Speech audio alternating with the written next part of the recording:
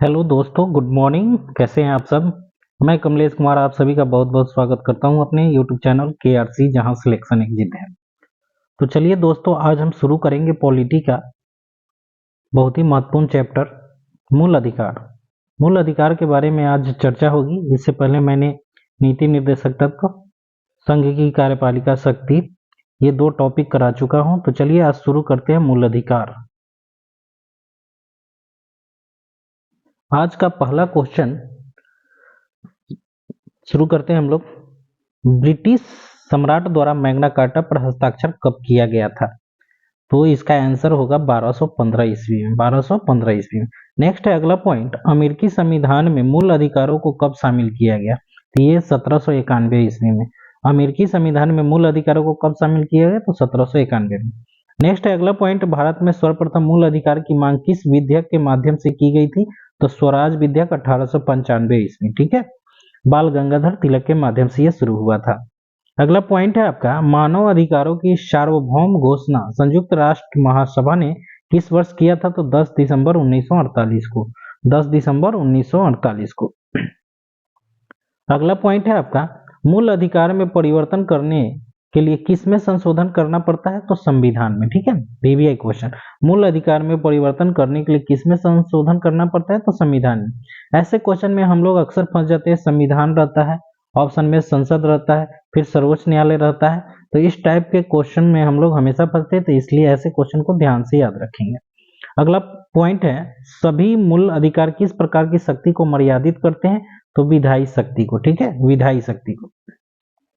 अगला क्वेश्चन है, Commonwealth of India bill के माध्यम से 1925 ईस्वी में किसने मूल अधिकार की मांग की थी? तो Shrimati Annie Besant. VVI question.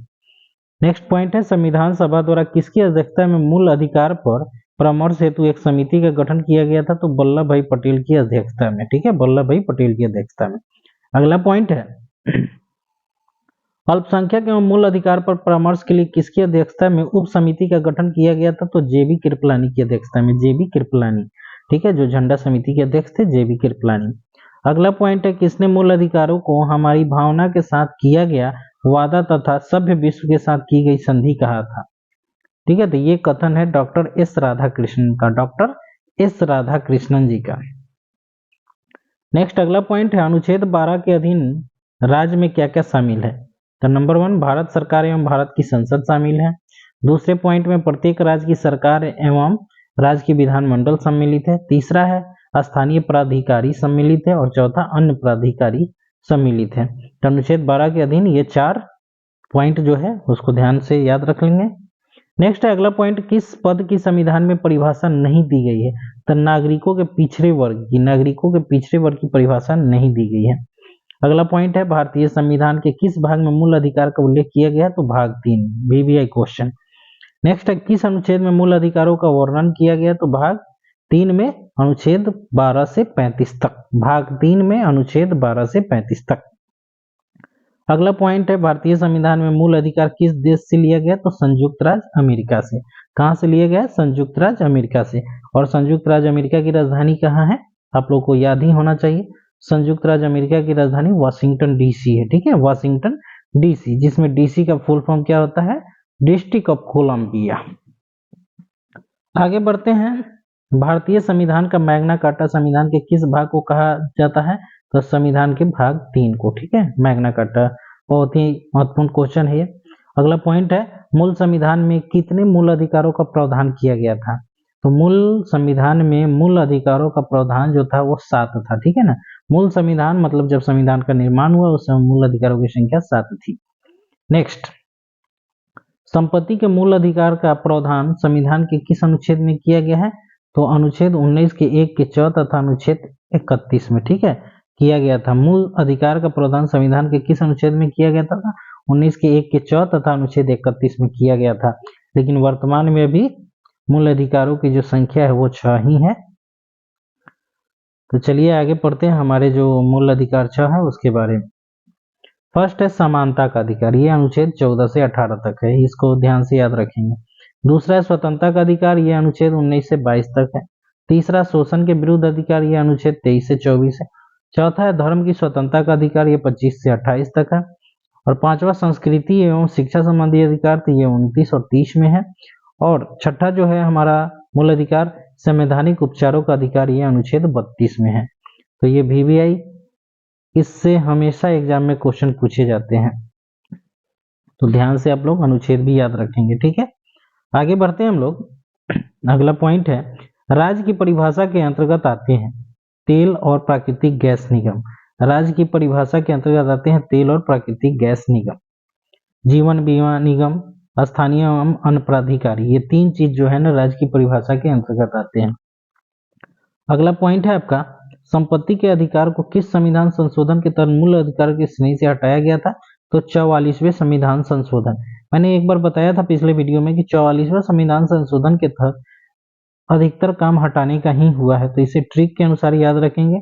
जोड़ने का काम 42वां संविधान संशोधन 1976 में, और हटाने का काम 44वां संविधान संशोधन 1978 के तहत हुआ था, ठीक है।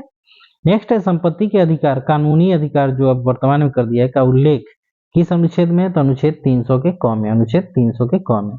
अगला पॉइंट है, संपत्ति के अधिकार को 44वें संविधान संशोधन द्वारा भाग 3 से हटाकर संविधान में किस भाग में कर दिया गया? तो भाग 12 में, ठीक है, भाग 12 में। नेक्स्ट है, भारतीय संविधान के भाग 3 में राज्य की परिभाषा किस अनुच्छेद के अंतर्गत दी गई है? तो अनुच्छेद 12 के अंतर्गत, ठीक है, अनुच्छेद 12 के अंतर्गत। मूल अधिकार की प्रकृति किस प्रकार की है? मूल अधिकार की प्रकृति सकारात्मक और नकारात्मक दोनों प्रकार की है। VVI क्वेश्चन, मूल अधिकार की प्रकृति कैसी है? तो सकारात्मक भी है और नकारात्मक, दोनों प्रकार की है। अगला पॉइंट है, कौन सा सिद्धांत संविधान पूर्व विधियों पर लागू होता है? तो ग्रहण का सिद्धांत। किस पर? ग्रहण का सिद्धांत। अगला पॉइंट है, किस रिपोर्ट के माध्यम से 1928 में मूल अधिकारों की मांग की गई थी? मूल अधिकारों की मांग की गई थी नेहरू रिपोर्ट में, ठीक है, नेहरू रिपोर्ट।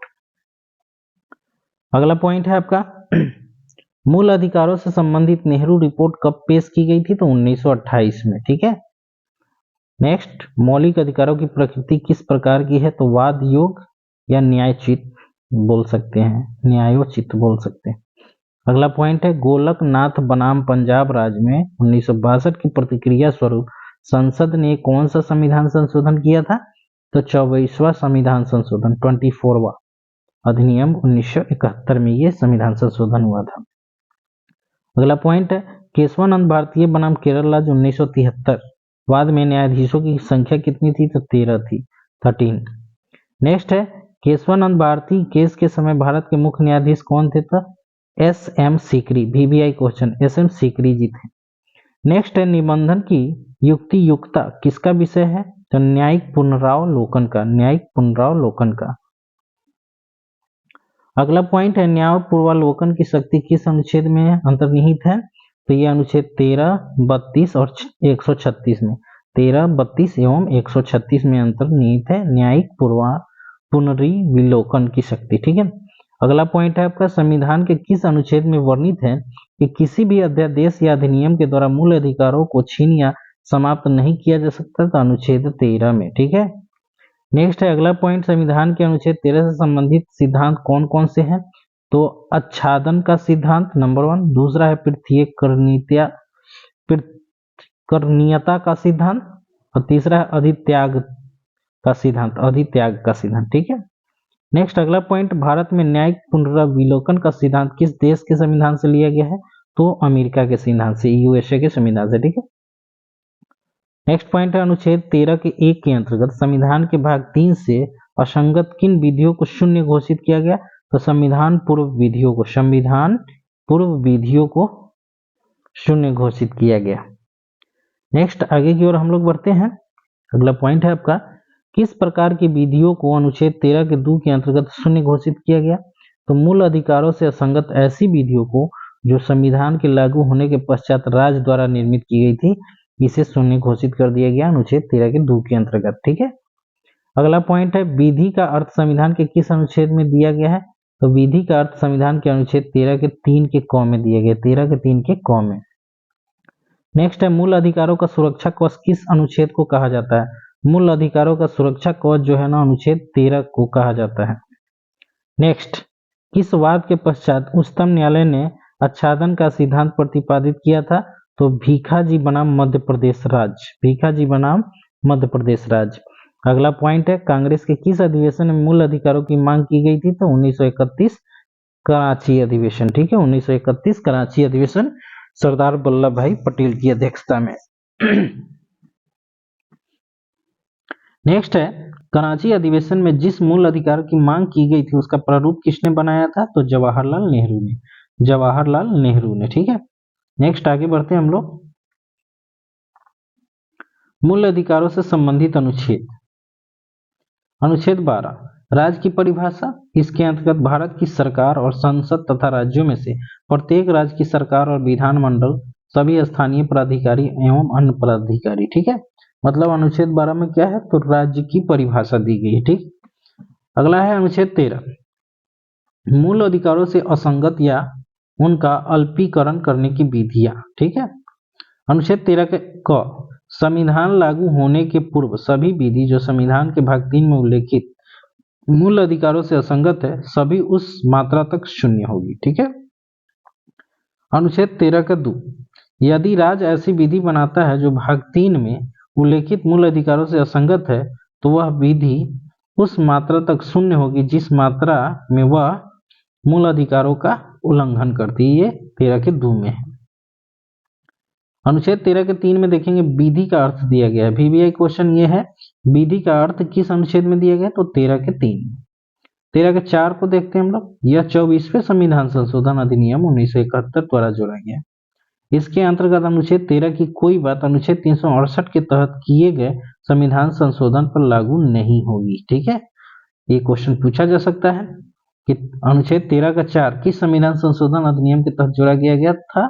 तो 24वें संविधान संशोधन 1971 के द्वारा। ठीक है, अब आते हैं हम लोग समता के अधिकार के बारे में पढ़ते हैं। भारतीय संविधान में समता का अधिकार 5 अनुच्छेदों द्वारा प्रदान किए गए। ये कौन कौन से अनुच्छेद है? अनुच्छेद 14 से लेकर 18 तक ये 5 अनुच्छेद समता या समानता का अधिकार है। अगला पॉइंट है, भारतीय संविधान का कौन सा अनुच्छेद विधायन सत्ता पर पूर्ण नियंत्रण लगाता है? तो ये अनुच्छेद 14 है। विधायन सत्ता पर पूर्ण नियंत्रण लगाता है, ये अनुच्छेद 14 है। नेक्स्ट, संविधान के किस अनुच्छेद में कानून का समान संरक्षण प्रावधानित है? तो ये अनुच्छेद कानून का समान संरक्षण अनुच्छेद 14 में। अगला पॉइंट है आपका, भारतीय संविधान का कौन सा अनुच्छेद वर्ग में विभेद का निषेध करता है किंतु वर्गीकरण की अनुमति प्रदान करता है?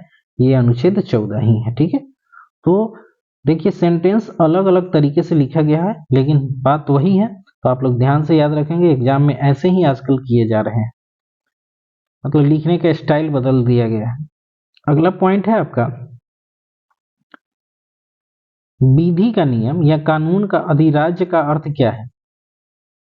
ठीक है, तो समान परिस्थितियों में समान व्यक्ति के लिए एक सा कानून और एक सा न्याय तंत्र। ठीक है, अगला पॉइंट है आपका, भारतीय संविधान के भाग 3 में उल्लेखित किस अनुच्छेद को सर्वग्राही रूप में प्रतिपादित किया गया है? तो अनुच्छेद 14 को। अगला पॉइंट, किस वाद में अभी निर्धारित किया गया कि अनुच्छेद 14 में उल्लेखित समता का सिद्धांत संविधान का आधारिक लक्षण है? तो इंदिरा साहनी बनाम भारत संघ 2000 के वाद में ये निर्धारित किया गया था। नेक्स्ट, भारतीय संविधान के भाग 3 का कौन सा अनुच्छेद नैसर्गिक न्याय का एक अंग है? तो अनुच्छेद 14 ही है। नेक्स्ट, धर्म के आधार पर विभेद का प्रतिषेध किस अनुच्छेद में उल्लेखित है? तो यह अनुच्छेद 15 है। नेक्स्ट है अगला पॉइंट, मद्रास राज्य बनाम दोराय राजन 1951 के मुकदमे में भारतीय सर्वोच्च न्यायालय के निर्णय के परिणाम स्वरूप किस मौलिक अधिकार को संशोधित किया गया था? तो भेदभाव के विरुद्ध अधिकार को, भेदभाव के विरुद्ध अधिकार को। नेक्स्ट आगे बढ़ते हैं हम लोग, भेदभाव के विरुद्ध अधिकार संविधान के किस अनुच्छेद में उल्लेखित है? तो ये अनुच्छेद 15 में है। नेक्स्ट पॉइंट, संविधान के किस अनुच्छेद में वर्णित है कि राज्य किसी नागरिक के विरुद्ध केवल धर्म, मूलवंश, जाति, लिंग, जन्म स्थान या इनमें से किसी आधार पर कोई भेद नहीं करेगा? तो यह अनुच्छेद 15 है। नेक्स्ट, संविधान का कौन सा अनुच्छेद नागरिकों के मध्य विभेद करने से राज्य को रोकता है? तो अनुच्छेद 15 का 1। नेक्स्ट है, संविधान का कौन सा अनुच्छेद राज्य और निजी व्यक्ति दोनों को आदेश देता है? तो अनुच्छेद 15 का 2। राज्य और निजी व्यक्ति दोनों को आदेश देता है 15 के 2 में। नेक्स्ट है अगला पॉइंट, अनुच्छेद 15 के 3 के माध्यम से राज्य को किसके लिए विशेष उपबंध की शक्ति प्राप्त होती है? तो स्त्रियों एवं बालकों के लिए, स्त्रियों एवं बालकों के लिए। अगला पॉइंट है, प्रथम संविधान संशोधन अधिनियम 1951 के द्वारा मूल अधिकार में कौन सा नया अनुच्छेद जोड़ा गया था? तो अनुच्छेद 15 का 4। अनुच्छेद 15 का 4 को कब जोड़ा गया था? तो प्रथम संविधान संशोधन 1951 के तहत। नेक्स्ट पॉइंट है, किस संविधान संशोधन द्वारा संविधान के भाग 3 में अनुच्छेद 15 के 5 को समाविष्ट किया गया? तो 93 संविधान संशोधन 2005 के द्वारा, 93 संविधान संशोधन 2005 के द्वारा। नेक्स्ट है, घरेलू हिंसा से संरक्षण अधिनियम 2005 को किस वाद में संवैधानिक घोषित किया गया है? तो डी पालराज बनाम भारत संघ के वाद में, डी पालराज बनाम भारत संघ के वाद में। अगला पॉइंट है, संविधान में किस वाद के पश्चात अनुच्छेद 15 के 5 का समावेश किया गया?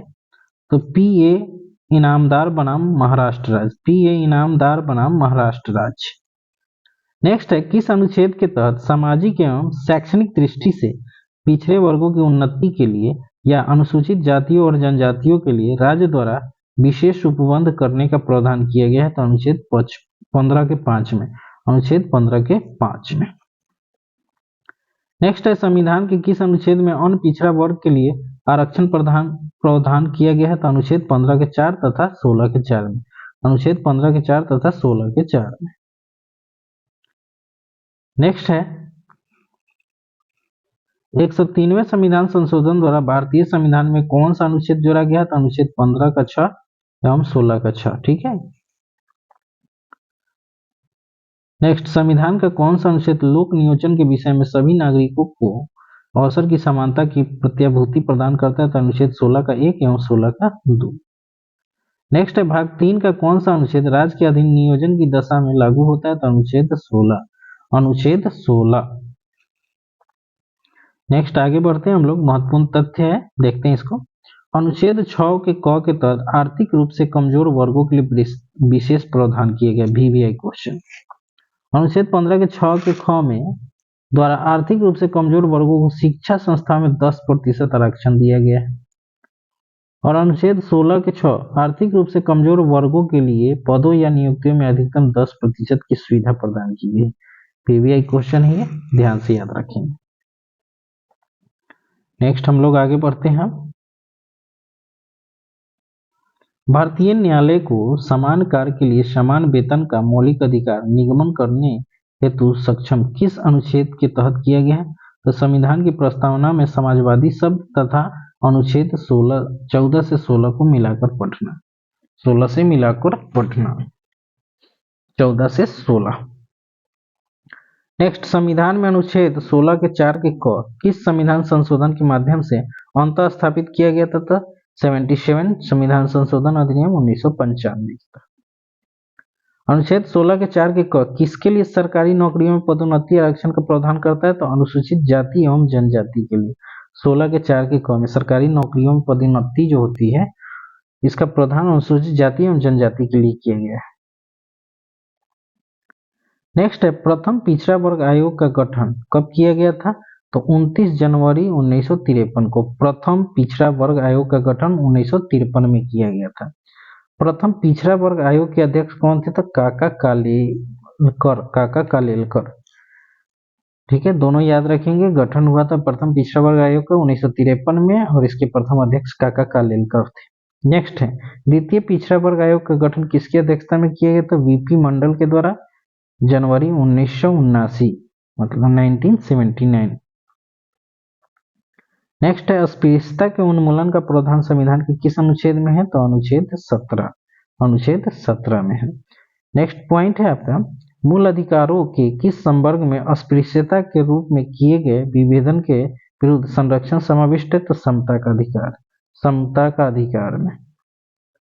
अगला पॉइंट है, किस वाद के माध्यम से अधिनिर्धारित किया गया कि अनुच्छेद 18 में उन अभिजात उपाधियों का प्रतिषेध किया गया जो अनुवंशिक है? तो बालाजी राघवन बनाम भारत संघ 1996। अनुच्छेद 18 में उपाधियों के अंत का प्रावधान किया गया, अनुच्छेद 18 में उपाधियों के अंत का प्रावधान किया गया है। अनुच्छेद 18 के 1 राज्य, सेना या विद्या संबंधी सम्मान के सिवाय और कोई उपाधि प्रदान नहीं करेगा। ठीक है। अनुच्छेद 18 के 2 में बताया गया है कि भारत का कोई नागरिक किसी भी विदेशी राज्य से कोई उपाधि स्वीकार नहीं करेगा। अनुच्छेद 18 के 3 कोई व्यक्ति जो भारत का नागरिक नहीं है, राज्य के अधीन लाभ या विश्वास के किसी भी पद को धारण करते हुए किसी विदेशी राज्य से कोई उपाधि राष्ट्रपति की सहमति के बिना स्वीकार नहीं करेगा। अनुच्छेद 18 के 4 राज्य के अधीन लाभ या विश्वास का पद धारण करने वाला कोई भी व्यक्ति विदेशी राज्य से या उसके अधीन किसी रूप में कोई भेंट, उपलब्धि या पद राष्ट्रपति की सहमति के बिना स्वीकार नहीं करेगा। ठीक है, तो ये 18 में बताया गया है। नेक्स्ट पॉइंट है पद्म पुरस्कारों की घोषणा किस वर्ष की गई थी? तो पद्म पुरस्कारों की घोषणा 1954 ईस्वी में की गई थी। अगला पॉइंट है भारत में अस्पृश्यता निवारण किन किन माध्यमों से किया जा सकता है? तो कानून बनाकर, शिक्षा की उन्नति करके और जन जागरण के दौरान। ठीक है, इन माध्यमों से अस्पृश्यता को हम लोग दूर कर सकते हैं। नेक्स्ट आगे बढ़ते हैं हम लोग। किस अधिनियम के तहत संसद ने अस्पृश्यता को दंडनीय अपराध घोषित किया था? तो सिविल अधिकारी संरक्षण अधिनियम 1955 के द्वारा। ठीक है। नेक्स्ट है भारतीय संविधान में स्वतंत्रता का अधिकार कितने अनुच्छेदों द्वारा प्रदान किया गया है? तो 4। नेक्स्ट है स्वतंत्रता और समता किस क्रांति की देन है? स्वतंत्रता और समानता जो है फ्रांस की क्रांति कब हुआ था? तो 1789 में, उसी का देन है। ठीक है, स्वतंत्रता, समानता और बंधुत्व फ्रांस की क्रांति का नारा था। ठीक है, ये वहीं से लिया गया। नेक्स्ट अगला पॉइंट, विधि सम्मत शासन के सिद्धांत का प्रतिपादन किसने किया था? तो एवी, ये नाम थोड़ा सा मिटा हुआ लग रहा है, तो चलिए इसको छोड़ देते हैं, आप लोग थोड़ा देख लीजिएगा नेट से निकाल के। नेक्स्ट आगे बढ़ते हैं, विधि का समान संरक्षण किस देश के संविधान से लिया गया? तो अमेरिका के संविधान से। विधि का समान संरक्षण कहाँ से लिया गया है? तो अमेरिका के संविधान से। विधि के समक्ष समता क्या होता है, उसके बारे में थोड़ा डिटेल देख लेते हैं। विधि के समक्ष समता की अवधारणा का प्रयोग डाइसी ने किया था। यहाँ डाइसी लिखा हुआ। ठीक है, इस क्वेश्चन का आंसर क्या है? डाइसी। विधि समस्त सम्मत शासन के सिद्धांत का प्रतिपादन किसने किया था? तो एवी डाइसी ने। ठीक है, यहाँ डाइसी लिखा हुआ है। विधि के समक्ष समता से आशय है कि कोई भी व्यक्ति विधि से ऊपर नहीं है और प्रत्येक व्यक्ति उच्च नीच का भेदभाव किए बिना देश की सामान्य विधि के अधीन है। ठीक है, विधि के समक्ष समता को नकारात्मक संकल्पना कहा जाता है क्योंकि इसमें किसी को भी विशेषाधिकार प्राप्त नहीं है। विधि का समान संरक्षण, इससे आशय है कि जो व्यक्ति समान परिस्थितियों में है उन पर एक ही विधि लागू होगी। दूसरा, इस अभिव्यक्ति को सकारात्मक संकल्पना माना जाता है क्योंकि उसमें राज्य से सकारात्मक कार्रवाई की अपेक्षा होती है। नेक्स्ट आगे बढ़ते हैं हम लोग। विधि सम्मत प्रयोजनों के लिए व्यक्तियों का वर्गीकरण करने की शक्ति किसके पास है? तो राज्य के पास है। मार्गदर्शक शक्ति का सिद्धांत क्या है? मार्गदर्शक शक्ति का सिद्धांत, जब शक्ति का मनमाने ढंग से प्रयोग किया जाता है, यही मार्गदर्शक शक्ति का सिद्धांत है। अगला पॉइंट है, भारतीय संविधान का कौन सा अनुच्छेद संसद को अस्पृश्यता के आचरण के लिए दंड विहित करने के लिए विधि बनाने की शक्ति देता है? तो ये है अनुच्छेद 17 के साथ अनुच्छेद 35 के पढ़े जाने पर। ठीक है, सिविल अधिकार संरक्षण अधिनियम 1955 विहित दंड, इसको देख लेते हैं। किसी व्यक्ति को सार्वजनिक पूजा स्थल में प्रवेश करने से या पूजा करने से रोकना। दूसरा, अस्पृश्यता के आधार पर अनुसूचित जाति के किसी सदस्य का अपमान करना।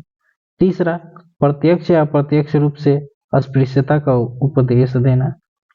ऐतिहासिक, दार्शनिक, धार्मिक या अन्य आधार पर अस्पृश्यता को न्यायोचित ठहराना। किसी दुकान पर जलपान गृह, होटल या सार्वजनिक मनोरंजन के स्थान पर प्रवेश नहीं करने देना। अस्पताल में प्रवेश से मना करना। माल बेचने या सेवाएं देने से मना करना। यह सिविल अधिकार संरक्षण अधिनियम 1955 में विहित दंड था। नेक्स्ट आगे बढ़ते हैं। किसने विधियों के समान संरक्षण को विधि के समक्ष समता का ही एक उप सिद्धांत कहा है तो न्यायमूर्ति पतंजलि शास्त्री ने, न्यायमूर्ति पतंजलि शास्त्री। नेक्स्ट, किस वाद में विधि के शासन को आधारभूत ढांचा घोषित किया गया तो मिनर्वा मिल्स बनाम भारत संघ 1980 वाद।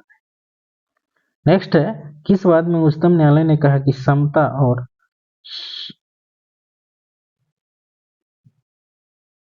एक दूसरे के कट्टर शत्रु हैं। क्या लिखा हुआ है, इसको थोड़ा सा गड़बड़ है।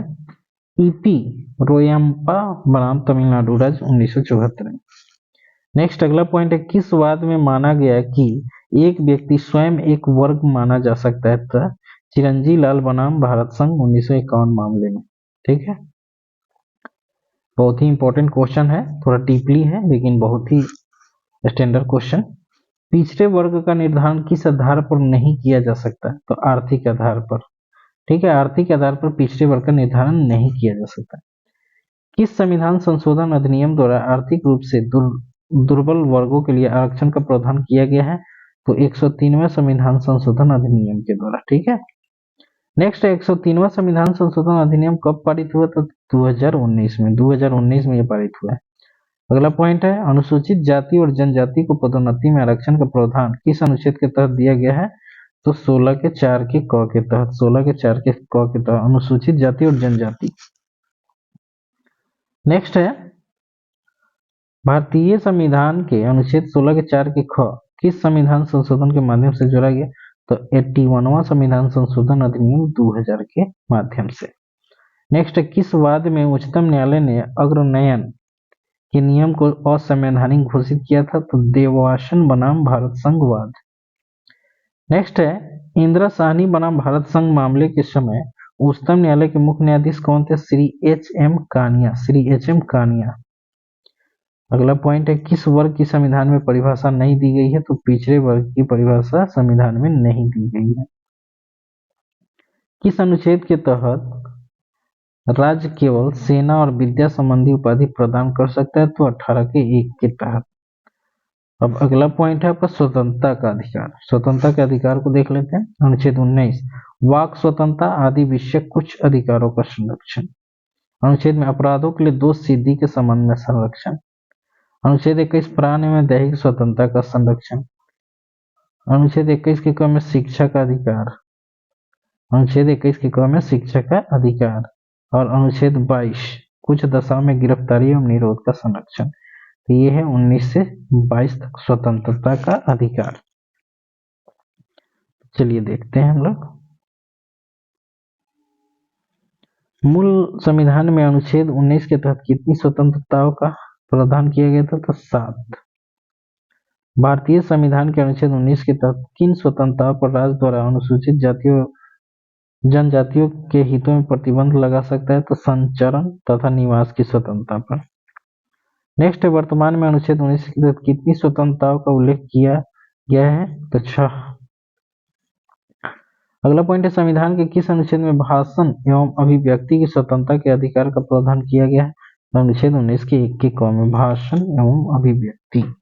अनुच्छेद 19 के 1 के क में। भारतीय संविधान का कौन सा अनुच्छेद प्रेस की स्वतंत्रता से संबंधित है तो अनुच्छेद 19 का 1 के क। नेक्स्ट है, उच्चतम न्यायालय की व्यवस्था के अनुसार निजी भवनों के ऊपर राष्ट्रीय झंडे को फहराना हर व्यक्ति का मौलिक अधिकार है। संविधान में इसका प्रावधान किस अनुच्छेद के तहत किया गया था अनुच्छेद 19 के 1 के क में। अनुच्छेद 19 के 1 के क में। प्रेस की स्वतंत्रता जो है ना, इसमें इस चीज को देखिएगा ऊपर वाले क्वेश्चन में, भारतीय संविधान का कौन सा अनुच्छेद प्रेस की स्वतंत्रता अनुच्छेद 19 का 1 होगा। ठीक है, और ये झंडा फहराने वाला जो अनुच्छेद 19 की 1 के क होगा। इसको थोड़ा ध्यान से याद रखिएगा, इसमें थोड़ा डाउट गलती कर दिया है। नेक्स्ट आगे बढ़ते हैं, संविधान के किस अनुच्छेद में शांतिपूर्ण और निरायुध सम्मेलन की स्वतंत्रता के अधिकार को शांतिपूर्ण सम्मेलन तो अनुच्छेद 19 के 1 के ख में। ठीक है, नेक्स्ट है, संविधान में विधि के समक्ष समता का विचार किस देश के संविधान से लिया गया तो ब्रिटिश संविधान से। विधि के समक्ष समता ये ब्रिटेन के संविधान से लिया गया। सूचना का अधिकार संविधान के किस अनुच्छेद में शामिल किया गया तो अनुच्छेद 19 के 1 के क में।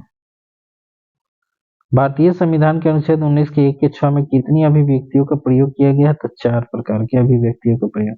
वृत्ति, उपजीविका, व्यापार और कारोबार। ठीक है। अगला पॉइंट है अपराधों के लिए दोष सिद्धि के संबंध में संरक्षण का प्रावधान किस अनुच्छेद में किया गया है? तो अनुच्छेद 20 में। अगला पॉइंट है अपराध करने के समय जो कानून है उसी के अनुरूप सजा का प्रावधान किया गया। इसका उल्लेख संविधान के किस अनुच्छेद में मिलता है? अनुच्छेद 20 के 1 में। अनुच्छेद 20 के 1 में। नेक्स्ट है किस अनुच्छेद में स्पष्ट किया गया है कि किसी भी व्यक्ति को एक अपराध के लिए सिर्फ 1 वर्ष सजा मिलेगी? अनुच्छेद 20 के 2 में। अनुच्छेद 20 के 2 में। अगला पॉइंट है आपका संविधान के किस भाग में स्पष्ट किया गया है कि किसी भी व्यक्ति को स्वयं के विरुद्ध गवाही देने के लिए बाध्य नहीं किया जाएगा? भाग 3 अनुच्छेद 20 का 3। ठीक है, भाग 3 अनुच्छेद 20 के 3 में। नोट में दिया गया है यदि राष्ट्रीय आपातकाल युद्ध या बाह्य आक्रमण के आधार पर घोषित हुआ हो तो सभी मूल अधिकार स्थगित किए जा सकते हैं, परंतु अनुच्छेद 20 तथा अनुच्छेद 21 को स्थगित नहीं किया जा सकता है। ठीक है।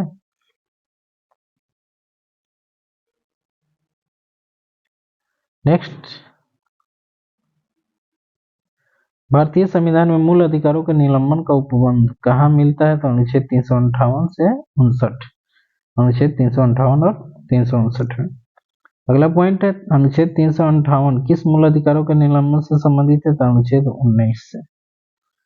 अगला पॉइंट है अनुच्छेद 359 किस मूल अधिकार के निलंबन की बात करता है? तो अनुच्छेद 20 एवं 21 को छोड़कर अन्य मूल अधिकारों के बारे में। अगला पॉइंट है राष्ट्रीय आपातकाल के दौरान कौन सा मूल अधिकार निलंबित नहीं किया जा सकता है? तो अनुच्छेद 20 और 21। राष्ट्रीय आपातकाल के दौरान कौन सा मूल अधिकार सीमित या समाप्त नहीं किया जा सकता? तो व्यक्तिगत स्वतंत्रता तथा जीवन का अधिकार। ठीक है। नेक्स्ट, केवल नागरिकों को प्राप्त मूल अधिकार। अनुच्छेद 15 धर्म, मूल, वंश, जाति या जन्म स्थान के आधार पर विभेद का प्रतिषेध। अनुच्छेद 16 लोक नियोजन के विषय में अवसर की समता। अनुच्छेद 19 वाक स्वतंत्र, सम्मेलन, संगम, संचरण, निवास और वृत्ति की स्वतंत्रता। अनुच्छेद 29 अल्पसंख्यकों के संस्कृति और शिक्षा संबंधी अधिकार। अनुच्छेद 30 शिक्षा संस्थाओं की स्थापना और प्रशासन का अल्पसंख्यकों को अधिकार। ये केवल नागरिकों को प्राप्त मूल अधिकार है। नेक्स्ट है भारतीय संविधान के भाग 3 में कौन से अधिकार ऐसे हैं जिन्हें लागू करने के लिए किसी सीमा का निर्धारण नहीं किया गया है? अनुच्छेद 14, 17, 18, 20 और 24। ठीक है, बीबीआई क्वेश्चन है ये। 2, 2, 4, 5 अनुच्छेद ऐसे हैं जिन्हें लागू करने का किसी सीमा का निर्धारण नहीं किया गया है। अगला पॉइंट है कौन से मूल अधिकार ऐसे हैं जिन्हें परिवर्तनीय बनाने के लिए कोई विधि बनाने की आवश्यकता नहीं होती है? अनुच्छेद 19, 14 और 21। ठीक है। नेक्स्ट है अगला पॉइंट भारतीय संविधान के किस अनुच्छेद में विधि की सम्यक प्रक्रिया के सिद्धांत को शामिल किया गया? तो अनुच्छेद 21। अनुच्छेद 21। अगला पॉइंट है भारतीय संविधान का कौन सा अनुच्छेद व्यक्ति के विदेश यात्रा के अधिकार को संरक्षण प्रदान करता है? तो अनुच्छेद 21। अनुच्छेद 21। नेक्स्ट है किस वाद के तहत यह अभिनिर्धारित किया गया कि अनुच्छेद 21 में प्रयुक्त दैहिक स्वतंत्रता शब्दावली में संरक्षण जिसमें विदेश भ्रमण शामिल है? मेनका गांधी बनाम भारत संघ 1978। अगला पॉइंट है किन अनुच्छेदों को मिलाकर पढ़ने पर एकांतता का अधिकार प्राप्त होता है? अनुच्छेद 19 का 1 का डी और अनुच्छेद 21 को। अगला पॉइंट है भारत के संविधान का कौन सा अनुच्छेद अपनी पसंद के व्यक्ति से विवाह करने के किसी व्यक्ति के अधिकार का संरक्षण प्रदान करता है? तो अनुच्छेद 21। अनुच्छेद 21 के अंतर्गत प्राप्त अधिकार क्या क्या है उसके बारे में देख लेते हैं। स्वच्छ पर्यावरण का अधिकार है, शीघ्र विचारण का अधिकार है, विधिक सहायता का अधिकार है, एकांत कारावास के विरुद्ध अधिकार है, बेरी हथकड़ी डालने के विरुद्ध अधिकार है, फांसी में विलंब के विरुद्ध अधिकार है, अभिरक्षा में हिंसा के विरुद्ध अधिकार है, पीने योग्य शुद्ध जल का अधिकार है, अच्छी सड़कों का अधिकार है, प्रतिष्ठा का अधिकार है, कार्यस्थल पर महिलाओं के लैंगिक उत्पीड़न के विरुद्ध अधिकार है, एक चिकित्सक द्वारा घायल को चिकित्सीय सहायता ये भी अधिकार है, निजता का अधिकार है, स्वास्थ्य का अधिकार है, बंधुआ मजदूरी के विरुद्ध अधिकार है, शयन का अधिकार। ये सारे चीज जो है अनुच्छेद 21 के तहत आते हैं, जो काफी इम्पोर्टेंट है, तो इस चीज को जरूर एक दो बार पढ़ लीजिएगा। आगे बढ़ते हैं, किस संविधान संशोधन द्वारा ये प्रावधान किया गया कि अनुच्छेद 21 के ए के तहत प्राण एवं दैहिक स्वतंत्रता का मौलिक अधिकार राष्ट्रीय आपातकाल की स्थिति में भी सीमित या समाप्त नहीं किया जा सकता। ये 44वें संविधान संशोधन 1978 के द्वारा ये प्रावधान किया गया है। अगला पॉइंट है, उच्चतम न्यायालय के किस मामले में निर्णय के बाद संविधान का अनुच्छेद 21 के कार्य क्षेत्र का विस्तार कर शिक्षा के विरुद्ध अधिकार को मूल अधिकारों में शामिल किया गया? तो उन्नी कृष्णन बनाम आंध्र प्रदेश वाद में। नेक्स्ट है, किस वाद में उच्चतम न्यायालय ने अभी निर्धारित किया कि अनुच्छेद 21 के अंतर्गत जीवन के अधिकार में मरने का अधिकार शामिल है? जीवन के अधिकार में मरने का अधिकार शामिल नहीं है, ये ज्ञान कौर बनाम पंजाब राज्य वाद में कहा गया है। अगला है, उच्चतम न्यायालय द्वारा किस वाद में निर्णय दिया गया कि तीव्र गति से विचारण एक मूल अधिकार है? तो हुस्न आरा खातून बनाम बिहार राज्य। नेक्स्ट पॉइंट, किस वाद में उच्चतम न्यायालय ने लैंगिक उत्पीड़न को मानव अधिकार अतिक्रमण के रूप में परिभाषित किया है? तो विशाखा बनाम राजस्थान राज्य। ठीक है। नेक्स्ट है, किस संविधान संशोधन और शिक्षा के अधिकार को मौलिक अधिकार का दर्जा प्रदान किया गया है? तो 86वां संविधान संशोधन 2002। नेक्स्ट आगे बढ़ते हैं, 86वां संविधान संशोधन कब लागू हुआ था? 2002 में लागू हुआ था। नेक्स्ट है, सर्वोच्च न्यायालय ने किस मामले में शिक्षा के अधिकार अनुच्छेद 21 के अंतर्गत एक मूल अधिकार घोषित किया था? मोहनी जैन मामले में। मोहनी जैन मामले में, ठीक है, मोहनी जैन मामले में। आगे बढ़ते हैं हम लोग, नोट में देखते हैं, मुरली देवरा बनाम भारत संघ के मामले में उच्चतम न्यायालय ने सार्वजनिक स्थान पर धूम्रपान को अनुच्छेद 21 के द्वारा प्रदत्त मूल अधिकार का उल्लंघन माना तथा राज्यों को सार्वजनिक स्थल पर धूम्रपान निषेध का निर्देश दिया था। ठीक है। नेक्स्ट है, विजय शर्मा बनाम भारत संघ 2008 मामले में गर्भावस्था के दौरान लिंग परीक्षण महिला के यौन के अधिकार का उल्लंघन है। ठीक है। नेक्स्ट है, कामन काज गैर सरकारी संगठन की याचिका पर सर्वोच्च न्यायालय के 5 सदस्यीय पीठ का फैसला 9 मार्च 2008 आया, जिसमें कहा गया कि परोक्ष इच्छा मृत्यु पैसिव इथुनेसिया अर्थात सम्मान से मरने का अधिकार मौलिक अधिकार है। सम्मान से मरने का अधिकार एक मौलिक अधिकार है। नेक्स्ट है, किस अनुच्छेद में उल्लेख मिलता है कि शिक्षा का अधिकार एक मौलिक अधिकार है? तो अनुच्छेद 21 के क में। अगला पॉइंट है आपका, संविधान के किस अनुच्छेद में प्रावधान किया गया कि राज्य 6 से 14 वर्ष के सभी बालकों के लिए निःशुल्क एवं अनिवार्य शिक्षा उपलब्ध कराएगी? तो ये अनुच्छेद 21 के क में। अनुच्छेद 21 के क में। अगला पॉइंट है, शिक्षा का अधिकार अधिनियम 2009 संसद द्वारा कब लागू किया गया? तो 1 अप्रैल 2010 को। 1 अप्रैल 2010 को शिक्षा का अधिकार अधिनियम 2010 में लागू हुआ था। आत्महत्या के अधिकार को किस वाद में निर्णय के बाद मूल अधिकार स्वीकार किया गया था? तो पी रथिनाम बनाम भारत संघ 1994। अगला पॉइंट है, बंदी बनाए गए किसी व्यक्ति के मौलिक अधिकारों की रक्षा का प्रावधान किस अनुच्छेद में किया गया? तो अनुच्छेद 22। नेक्स्ट है, प्रत्यक्ष बंदीकरण अधिनियम के अंतर्गत एक व्यक्ति को बिना मुकदमा चलाए कितने दिनों तक बंदी बनाकर रखा जा सकता है? तो 3 माह तक। ठीक है, 3 माह तक। निवारक निरोध विधियां, इसको देख लेते हैं हम लोग। निवारक निरोध अधिनियम 1950 में पारित किया गया था। इसके तहत 10 सप्ताह के अंदर रिपोर्ट भेजने का प्रावधान था। सर्वोच्च न्यायालय द्वारा इस धारा को असंवैधानिक घोषित कर दिया गया था। दूसरा, आंतरिक सुरक्षा अधिनियम मीशा 1971 ईस्वी में पारित किया गया था। इसके तहत निवारक निरोध की व्यवस्था पुनः लागू कर दी गई। 1978 में इसे पुनः निर्वासित कर दिया गया था।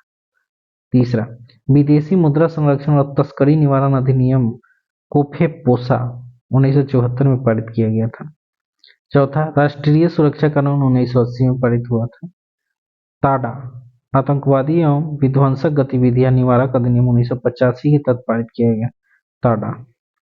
और पोटा, आतंकवाद निवारक अधिनियम 2002 में पारित किया गया था। पोटा, टाडा 1985 में, पोटा 2002 में। अब आते हैं मूलभूत स्वतंत्रताएं क्या क्या है उसको देखते हैं।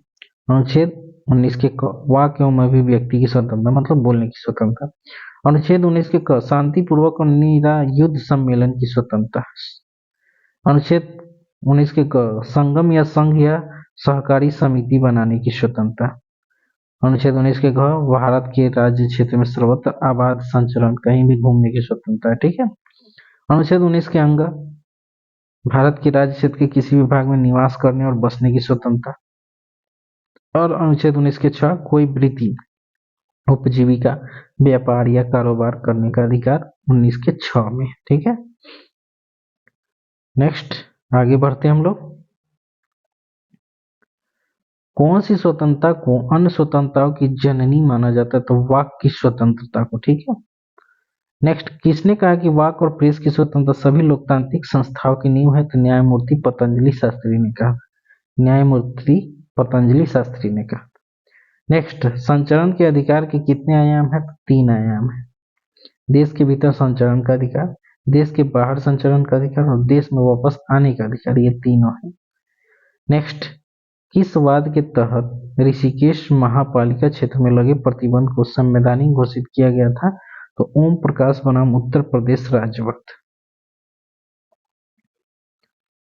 वाक एवं अभिव्यक्ति की स्वतंत्रता का अधिकार मूल अधिकार, प्रेस की स्वतंत्रता, राष्ट्रीय ध्वज फहराने की स्वतंत्रता, वाणिज्यिक भाषण की स्वतंत्रता, चुप रहने का अधिकार, सूचना का अधिकार, जानने का अधिकार और विदेश जाने का अधिकार, ये वाक एवं अभिव्यक्ति की स्वतंत्रता का अधिकार मूल अधिकार है, उसी के अधीन आते हैं। अगला पॉइंट है, राज्य किन आधारों पर वाक एवं अभिव्यक्ति की स्वतंत्रता पर प्रतिबंध लगा सकते हैं? तो भारत की प्रभुता एवं अखंडता पर, लोक व्यवस्था पर, राज्य की सुरक्षा पर और न्यायालय का अवमान पर और या मानहानि पर इस पर प्रतिबंध लगा सकती है। अगला पॉइंट है, किस वाद में उच्चतम न्यायालय ने कहा कि सड़क के किनारे फुटपाथ पर व्यापार करना अनुच्छेद 19 के 1 के 6 के तहत एक मूल अधिकार है? सोहन सिंह बनाम नई दिल्ली नगर पालिका कमेटी 1989 में यह कहा गया था। आगे बढ़ते हैं हम लोग। भारतीय संविधान द्वारा एक व्यक्ति को कौन सा संरक्षण प्रदान किया गया है? तो सीमित मात्रा में गिरफ्तारी और निरोध से, सीमित मात्रा में गिरफ्तारी और निरोध से, कार्य के बाद की विधि से, दोहरे संकट से, स्वयं अपने विरुद्ध साक्षी होने से, ठीक है। अगला पॉइंट है, दोहरे दंड का आशय क्या है? किसी व्यक्ति को एक ही अपराध के लिए एक बार से अधिक अभियोजित और दंडित नहीं किया जाएगा, इसे दोहरा दंड का आशय यही हुआ कि अगर एक व्यक्ति कोई अपराध करता है तो उसे एक बार ही सजा दिया जाएगा, उसको बार बार नहीं। प्राण और दैविक स्वतंत्रता का अर्थ क्या होता है? बहुत लोग नहीं जानते, तो चलिए देखते हैं। प्राण का अर्थ केवल पशुवत अस्तित्व या जीवित रहना नहीं है, बल्कि इसके अंतर्गत मानवीय गरिमा के साथ जीने का अधिकार है, ठीक। दूसरा, दैहिक स्वतंत्रता के अंतर्गत मनुष्य की वे सब दैहिक स्वतंत्रता आती है जो पहले से अनुच्छेद 19 में सम्मिलित नहीं है, ठीक। नेक्स्ट है, किस वाद में सर्वोच्च न्यायालय ने निर्णय दिया कि महिला कर्मियों का यौन उत्पीड़न, लैंगिक समानता, प्राण एवं दैहिक स्वतंत्रता के अधिकारों को अतिक्रमण की श्रेणी में आता है? तो विशाखा बनाम स्टेट ऑफ राजस्थान वाद में ये कहा गया था। नेक्स्ट है, किसकी याचिका पर सर्वोच्च न्यायालय ने एनिमल वेलफेयर बोर्ड की याचिका पर सुनवाई करते हुए अनुच्छेद 21 में प्रमुख खंड जीवन में जानवरों के जीवन को भी सम्मिलित किया? तो एनिमल वेलफेयर बोर्ड 2014 की याचिका पर।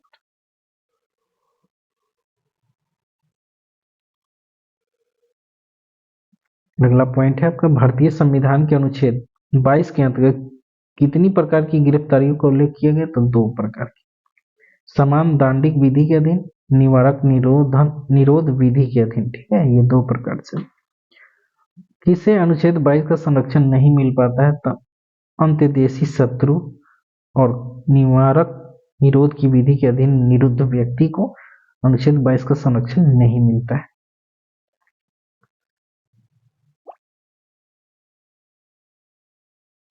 भारतीय संविधान किस समय निवारक निरोध की व्यवस्था लागू करता है? तो आपात एवं शांति दोनों के समय।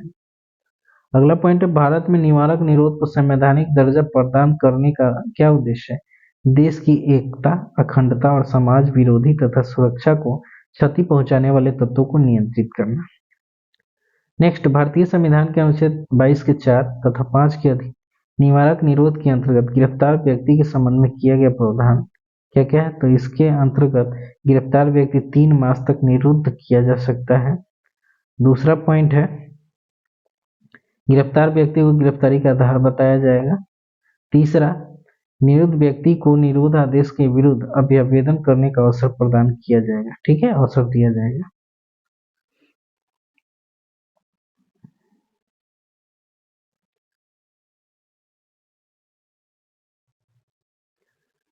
नेक्स्ट पॉइंट देखते हैं, निवारक निरोध के अधीन गिरफ्तार व्यक्ति किन दशाओं में 3 माह से अधिक अवधि तक निरुद्ध किया जा सकता है? तो सलाहकार बोर्ड की राय में निरोध के लिए पर्याप्त कारण न्यायाधीश की अध्यक्षता में गठित होगा। ठीक है, आगे बढ़ते हैं हम लोग शोषण के विरुद्ध अधिकार के बारे में चर्चा करेंगे। संविधान का कौन सा अनुच्छेद श्रमिकों को पर्याप्त मजदूरी न दिए जाने से अतिलंघित होता है? तो अनुच्छेद 23। अनुच्छेद 23। अगला पॉइंट है, संविधान के किस अनुच्छेद के तहत कारखानों आदि में बालकों के नियोजन का प्रतिषेध किया गया? तो अनुच्छेद 24 में। नेक्स्ट पॉइंट है, बाल अधिकार संरक्षण आयोग अधिनियम कब पारित हुआ था? तो 2005 में।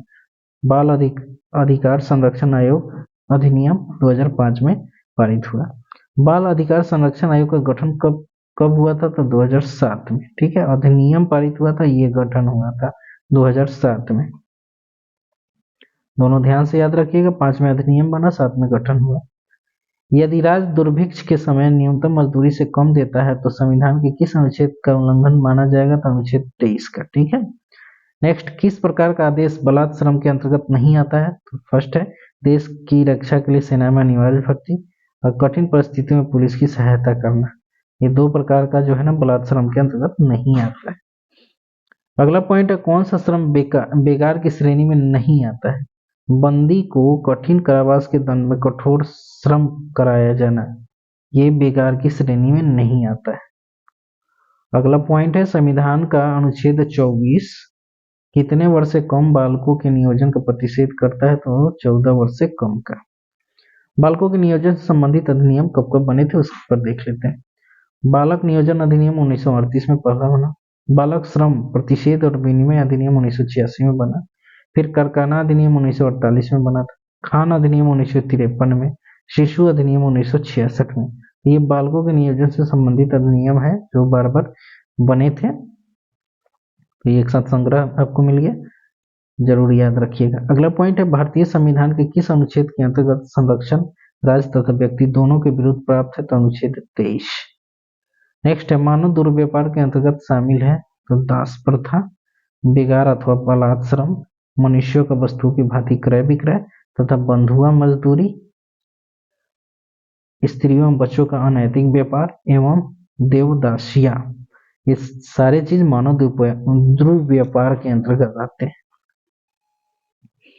अगला पॉइंट है, भारतीय संविधान के किस अनुच्छेद के अंतर्गत घोषित अपराध के लिए अनुच्छेद 35 के अंतर्गत संसद को दंड विहित करने की शक्ति प्रदान की गई है? तो अनुच्छेद 23 के तहत। अगला पॉइंट है, बंधुआ मजदूरी प्रणाली उन्मूलन अधिनियम किस वर्ष पारित हुआ था? तो 1976 में। बीबीआई क्वेश्चन है ये। नेक्स्ट है, महिला एवं बाल अनैतिक व्यापार निवारण अधिनियम कब पारित किया गया? तो 1986 में। सारे क्वेश्चन बीबीआई हैं, जरूर ध्यान से याद रखेंगे। धर्म की स्वतंत्रता का अधिकार। अब अगला पॉइंट है, धर्म की स्वतंत्रता का अधिकार। फर्स्ट पॉइंट, धार्मिक स्वतंत्रता के अधिकार के अंतर्गत क्या क्या प्रावधान सम्मिलित है?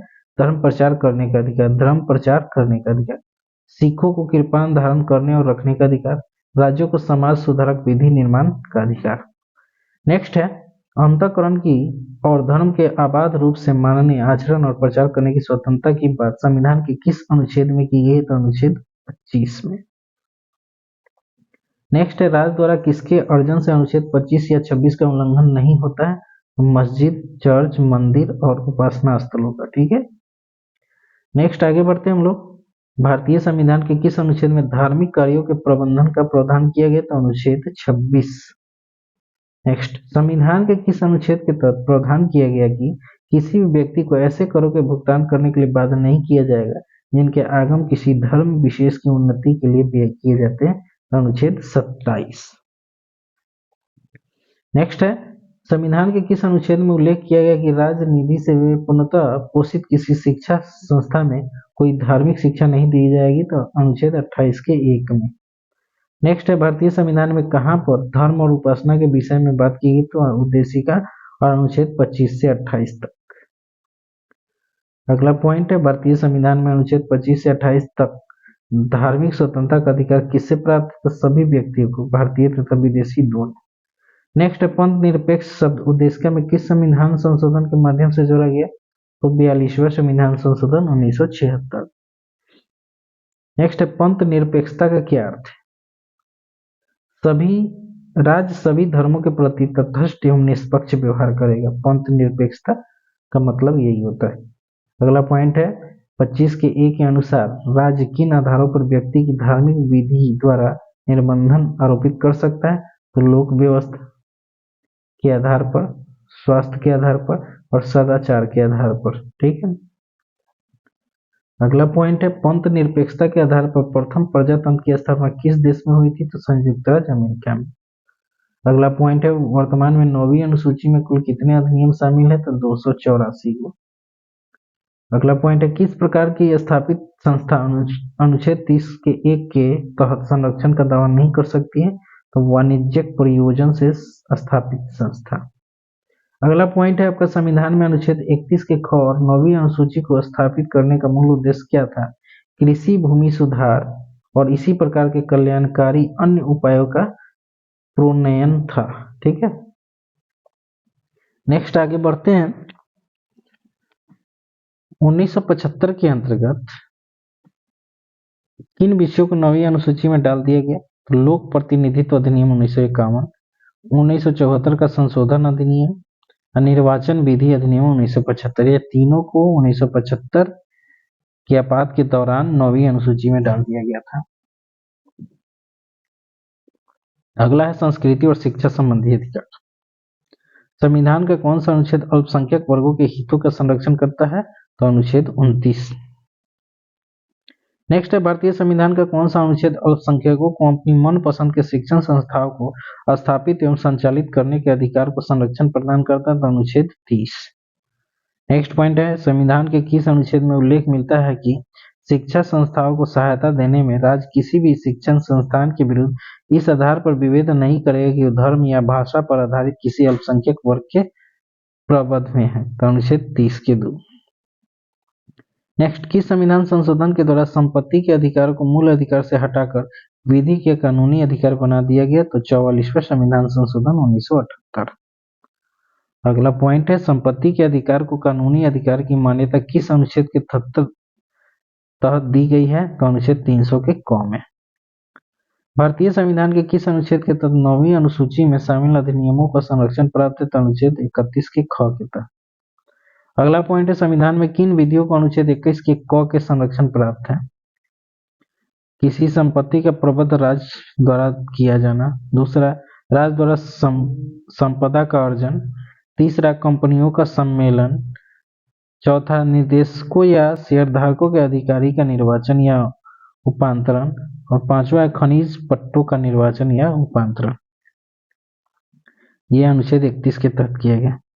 नेक्स्ट, ऐसे अधिनियम जिन्हें न्यायालय पर शून्य घोषित कर दिया है, संविधान के किस अनुच्छेद के तहत फिर से प्राणवान हो जाते हैं? तो अनुच्छेद 31 के ख।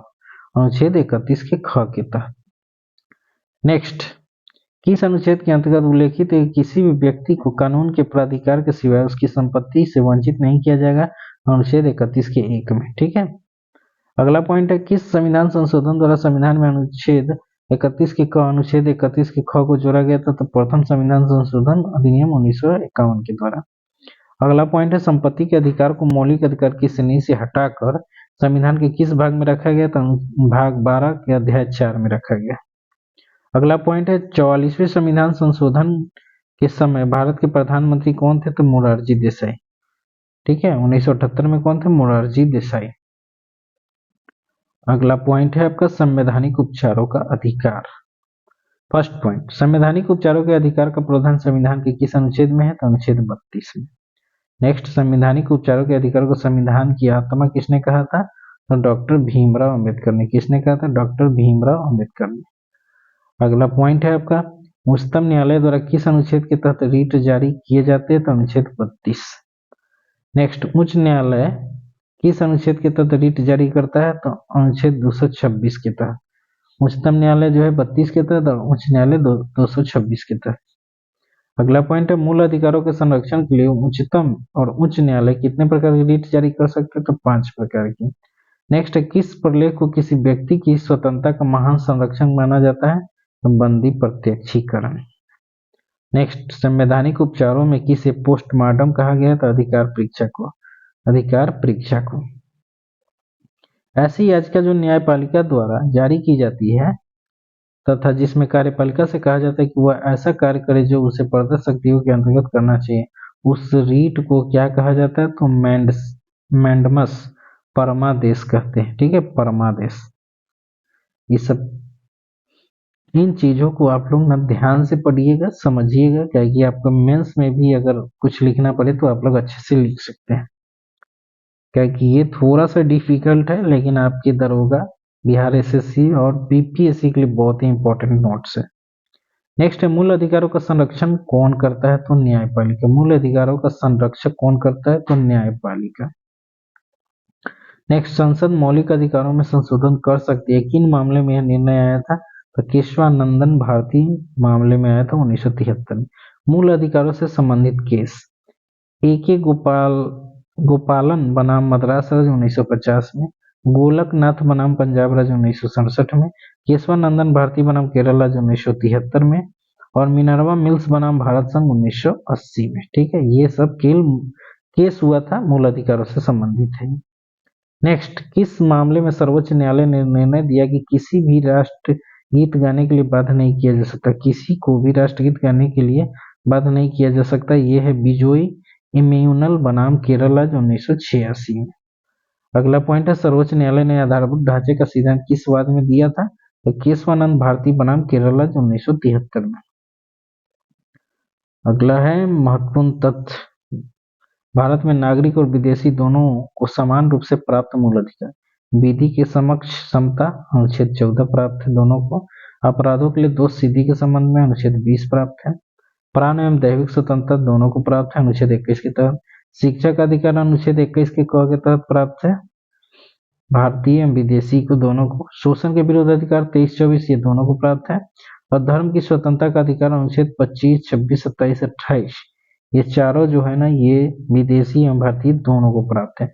ये चीजें ध्यान से याद रखेंगे कि कौन सा भारतीय और विदेशी दोनों को प्राप्त है। ठीक है, तो ये था आज का मूल अधिकार टॉपिक, जिसका मैंने पूरा निचोड़ कर डाला। तो आपको जो है ना मूल अधिकार से अब एक भी क्वेश्चन नहीं छूटेंगे। ठीक है, मूल अधिकार बहुत ही इंपॉर्टेंट आज का टॉपिक था।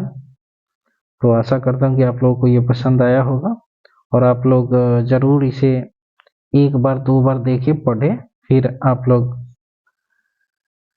इस पर डिस्कशन करें या अपना खुद का नोट्स तैयार कर लें।